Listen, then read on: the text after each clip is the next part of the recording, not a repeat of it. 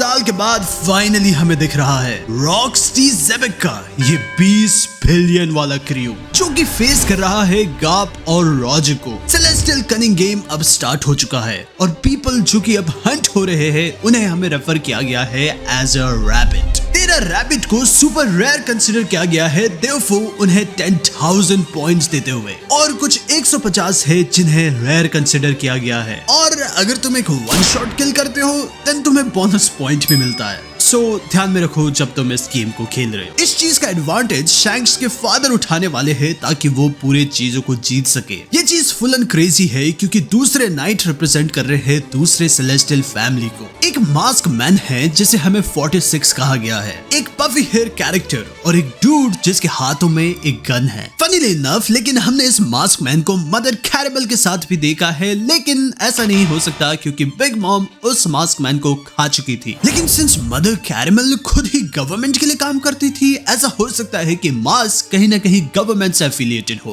Perhaps ऐसा हो सकता है कि जब तुम अपने आप को CP0 में प्रूव करते हो देन तुम्हारा प्रमोशन गॉड नाइट में होता है। ये चीज सेंस बनाती है कि ये नाइट सेलेस्टियल ड्रैगन को रिप्रेजेंट करे क्योंकि हमें पता है कि वो अपने आप में ही कैसे रहते हैं। ऑफ कोर्स कुछ फैमिली यहाँ पे कुछ और मकसद से आया है, जैसे कि अपने कॉम्बैट स्ट्रेंथ को इम्प्रूव करना, लेकिन हमें पता है कि टिपिकल सेलेस्टियल ड्रैगन आखिर कैसा होता है। सो आखिर ये सेलेस्टियल ड्रैगन क्या करते हैं? ये अपने सोल्जर्स को फाइट करने को भेजते हैं। ये बिल्कुल ऐसा ही है जैसे मानो तुम एक एथलीट को स्पॉन्सर कर रहे हो और इन सारे प्लेयर्स के बीच में बस एक ही विनर हो सकता है। लेकिन क्वेश्चन ये है कि आखिर हमने 6 डब्बों को क्यों देखा था? ये काइंड ऑफ सेंस नहीं बनाता कि विनर को भी सेम प्राइस मिले एज कंपेयर टू अदर जो कि उसके थोड़े से नीचे आए। लॉजिक यही कहता है कि विनर को दी स्ट्रॉन्गेस्ट डेविल फ्रूट मिलेगा या फिर एक ऐसा ट्रेजर जो कि रॉकस्टी ज़ेबेक के पास था जो कि सेलेस्टियल ड्रैगन ने लिया एज उन्होंने फील्ड ट्रिप में उन्हें पोक किया था।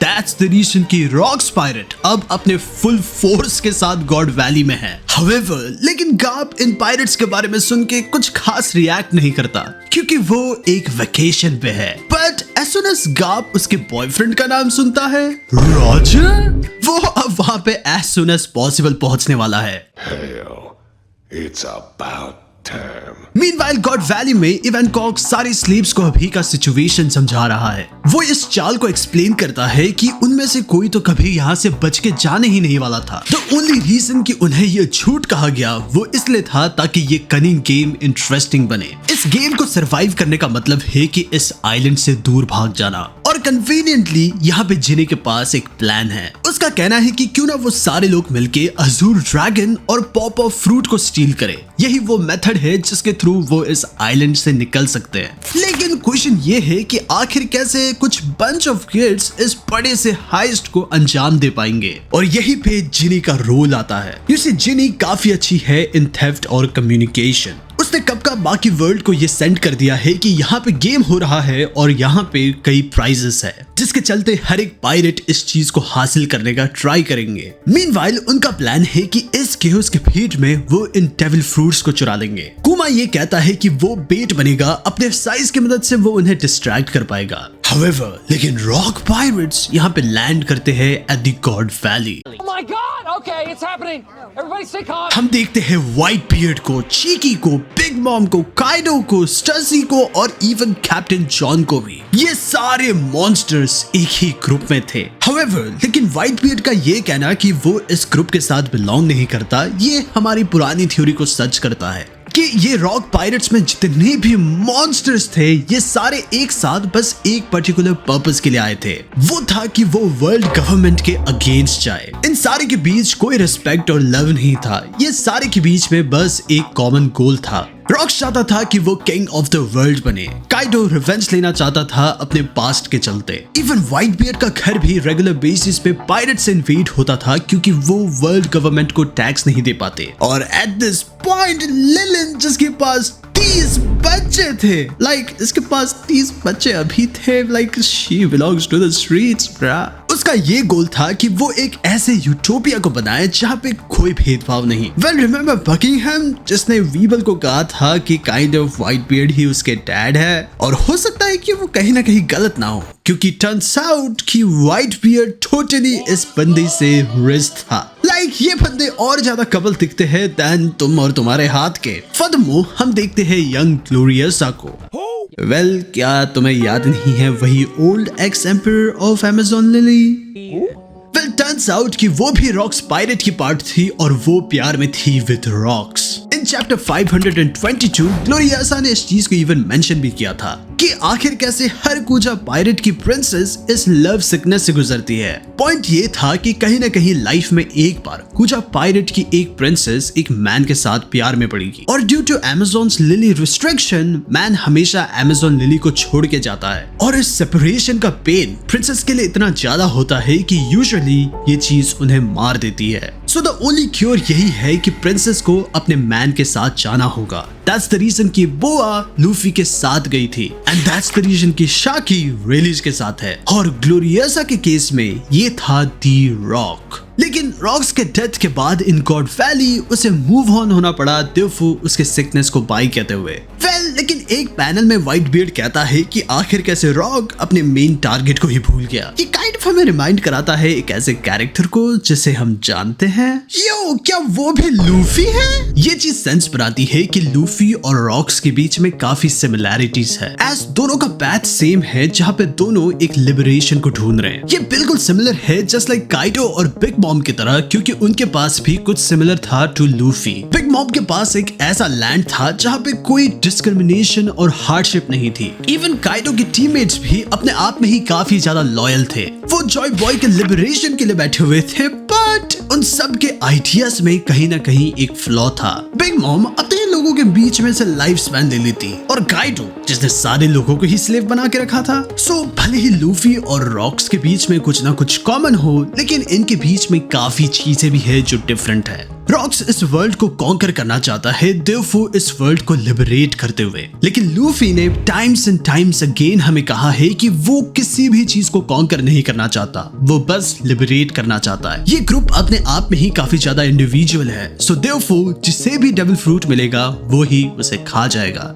ये लोन वुल्फ एटीट्यूड ही इस ग्रुप का सबसे बड़ा वीकनेस है। वो एज ए यूनिट फाइट नहीं करते, वो एज ए इंडिविजुअल फाइट करते हैं। देवफू अपने इंडिविजुअल डिजायर को फुलफिल करते हुए ओनली वन जो कि अभी फोकस में है वो है व्हाइट बियर्ड, क्योंकि वो अभी भी यहाँ पे कह रहा है कि सारे लोग फोकस रहो और अपने काम से काम रखो। वेल सबसे बड़ा ट्रेजर क्या हो सकता है? नाउ हमें शायद से अभी इस एग के बारे में पता चलेगा जो कि रॉजर के शिप में था। इस एग का इंफॉर्मेशन अभी मिलना सबसे ज्यादा जायज इसलिए है क्योंकि अभी हम जिस आइलैंड में है उसका नाम है एग हेड। फर्दरमोर इस गॉड वैली इंसिडेंट के बाद रॉक्स पायरेट अब टूट चुका था। वो ओनली पॉसिबल आउटकम्स की इस एग को किसी ने लिया हो वो होगा रॉजर और गाप। ये चैप्टर प्रूव करता है कि गाप को किसी और चीज से कोई मैटर नहीं, बस उसे रॉजर से लड़ना है। पॉसिबिलिटी ये भी हो सकता है कि ये एग वापस से फुलोलीड आइलैंड में गया हो जहाँ पे यांगशी ने इस चीज को अपने लाइफ से गार्ड किया हो, अंटिल ब्लैक बियर्ड ने 2 साल पहले उसे डिफीट किया और उस चीज को अपने अंदर लिया। बट रॉजर और गाप अब इस कनिंग गेम में आ चुके हैं और इस गेम को कहीं ना कहीं डिस्ट्रॉय कर रहे हैं। सेलेस्टियल ड्रैगन उन्हें कह रहे हैं कि वो उसे प्रोटेक्ट करे, लेकिन गाप को कोई मतलब नहीं। बिफोर कि रॉजर नाम भी मेंशन था, उसे कोई मतलब नहीं था कि सेलेस्टियल ड्रैगन को कुछ भी हो। वो ये एलिगेशन कि वो स्लेवरी को सपोर्ट करता है ये गलत निकला। वो बस वहां पे रॉजर के साथ डील कर रहा था और सारी चीजों के साथ पकड़ा गया। राइवलरी एट दिस पॉइंट अपने पीक पे था। ये दोनों अपने एब्सोल्यूट प्राइम में थे और सबसे स्ट्रॉन्गेस्ट। यंगर रॉजर बिल्कुल एस की तरह दिखता है और उसके पीछे स्ट्रॉ हैट भी है। हमें ये हिंट भी मिलता है कि आखिर क्यों रॉजर गॉड वैली में था। रॉजर मेंशन करता है कि वो इस मूवमेंट के लिए पिछले साल से रुका हुआ था। नाउ इस चीज से हमें ये पता चल रहा है कि रॉजर और रॉक्स पायरेट बस पहली बार नहीं लड़ रहे। ऑल्सो रॉजर का ये कहना कि वो 1.5 साल से कुछ ऐसा फील कर रहा है, ये चीज हमें रेफर करता है उसी इंसिडेंट को जो कि 39 years ago हुआ था। हो सकता सकता है कि जब वो फाइनल आइलैंड पहुंचा था तब उसे पॉनीग्लिफ की सिग्निफिकेंस का पता चला। लेकिन यहाँ पे है अनदर पार्टी जो कि इस फाइट को ज्वाइन करना चाहती है और यही फर्दर प्रूव करती है कि यही वो इंसान है जिसने व्हाइट बियर्ड को वो स्कार दिया था, एश जो कि हमें पता चला था व्हाइट बियर्ड और शैंक्स के कन्वर्सेशन से। इस डिस्ट्रैक्शन को यूज करके इवैंकॉग और गुमा इनफैक्ट डेविल फ्रूट के पास भी पहुंच जाते हैं, लेकिन इससे पहले कि इवैंकॉग अजूर ड्रैगन को खा पाता बिग मॉम उसे अटैक कर देती है।